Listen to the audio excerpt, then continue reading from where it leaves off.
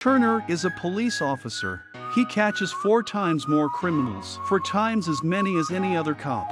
So they sent Turner to a small town, but Turner couldn't accept it because it had the lowest crime rate in the country. Turner came to the town's police station. At night, he goes to the town bar for a drink. He looked around, kicked all the underage kids out. On his way home, Turner met a fat guy who was drunk and trying to drive. Almost ran him over, took him down to the station right away. After taking his statement, he went home, and that was the end of the first night. The next day, when Turner reported to the police station, he found that the fat guy in the cell was gone. This fat guy was his colleague. What made Turner's head hurt even more, the fat guy with the DUI was his new partner. His name is Tom. He's been pestering Turner all day, asking about his experiences as a cop in the big city. The town set up a civilian street department.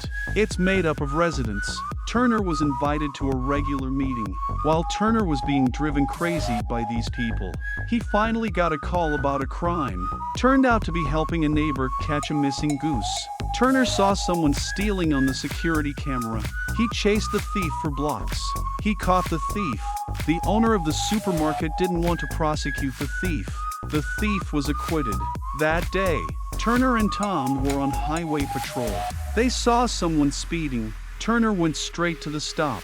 He pulled over Jack from the town's drama club, wrote him a speeding ticket. When Jack was performing, the whole town was there. Early the next morning, Turner got a call from the police. Turner got a call from the sheriff's department. Supervisor thinks it was an accident caused by speeding. Apparently, Jack was speeding. He was going so fast, he cut his head off the billboard. Back at the station, Turner thinks there's a good chance it was a murder. The chief has given them a new assignment. It's a civil dispute. A man pushed over a neighbor's fence, but when Turner arrived to question him, the man, he was hiding a whole warehouse full of guns. He even had a grenade. Then Turner and Tom seized the old man's weapons. The evidence room at the police station was soon filled with firearms. Turner took Tom to a bar to celebrate. Tom thought Turner was the real cop, and he became a cop only because his father wanted him to. He meets a rich man and a supermarket owner. The tycoon expressed his regret over Jack's death. Then he got drunk and fell down, and the supermarket owner says something weird. The real estate tycoon gets up and starts pouring alcohol on the floor. To honor the dead, Turner and Tom take him home. That night, the man in black from before reappeared. He killed the real estate developer and blew up the mansion.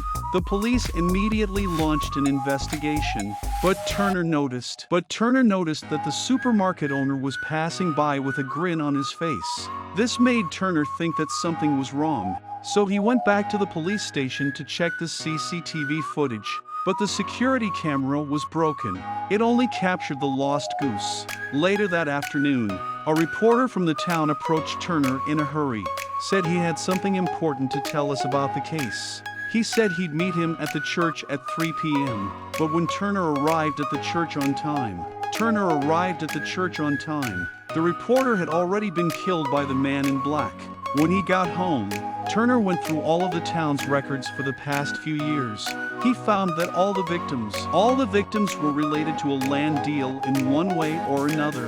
And according to the information, there is only one survivor left. He is the owner of the flower store in town. So Turner found her and asked her about it. Turner figured out the whole story. It turns out that the real estate tycoon wants to buy the owner's land to build a shopping mall. But the mall would take business away from the supermarket owner. That's why the owner of the supermarket wanted to kill him. He's going to kill the real estate tycoon. Jack is the real estate tycoon's lawyer, so he knew about the deal. As for the reporter, he was about to find out the truth. That's why they were silenced. That's a theory that needs to be investigated. Turner rushed to the car to report to the police, but then the man in black appeared. When Turner wasn't looking, he killed the flower store owner's wife. Turner realized that the man in black was the owner of the supermarket. He chased after him. Unfortunately, the man in black escaped. Turner realized that the man in black hurt his leg on the way out. Turner and his officers went straight to the supermarket. He came up to the supermarket to check the owner's leg, but they found no marks on his leg. Supermarket surveillance video. The supermarket's CCTV footage also proved that the owner had no injuries at all. The commissioner thinks Turner was too sensitive, so he told him to get some sleep and come back to work. Turner didn't say anything. When he entered the room, the man in black attacked him. He found out that he was Alex, an employee of the supermarket owner. Then he hit him with a watu and knocked him to the ground. Alex had a walkie-talkie on him, and the owner's voice came out, telling him to meet him at the church. It's obvious that there is a conspiracy. Immediately went to the church. Turns out the truth was a shock to Turner. It turns out the killer was a group of townspeople, sitting around in black robes. Among them was the owner of the supermarket. Turner went up to them. He wanted to arrest them on suspicion of intentional homicide. They told Turner the story of how they did it. Turner was dumbfounded. The motive for the killings was unacceptable. The chief is their leader. They're running for civilization tomorrow. We can't afford to make any mistakes. Turner escaped and fell into the sewers. He found the place full of bodies. Anyone who affected the morale of the town was killed. Turner was eventually surrounded by people. That's when Tom came out. He stabbed Turner in the chest. Then Tom drove out of town to dump the body. But Turner wasn't dead. It was all Tom's plan. He chose to side with Turner for what was right. Just now, he created the illusion with a switchblade and ketchup. Tom told Turner to get in his car and run, and never come back. He didn't listen to Tom. He chose to go back to town. He came to the police station, gathered his gear, armed and ready to hit the streets. Tom saved Turner. Street fights get Tom's blood pumping, so he teams up with Turner. The two of them took to the streets in a firefight. The commissioner and his officers surrounded them and threatened to arrest them again. Turner told the officers the truth. Then he realized that they had been lied to. They'd been lied to by the commissioner. So they joined Turner's team. The commissioner escaped. They followed him into the supermarket. They cleaned up the mess. Turner realized that the owner and the commissioner had slipped out the back door. Turner drove after them. The owner of the supermarket was cornered by Turner. He took the children hostage.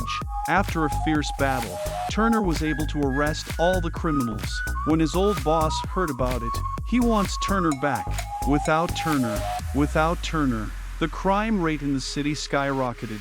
Turner said he liked it here. When Turner and the others went back to process their statements, there was a leak in the station. The station was blown to smithereens, and Tom didn't get hit in the head, and there was real peace in the town.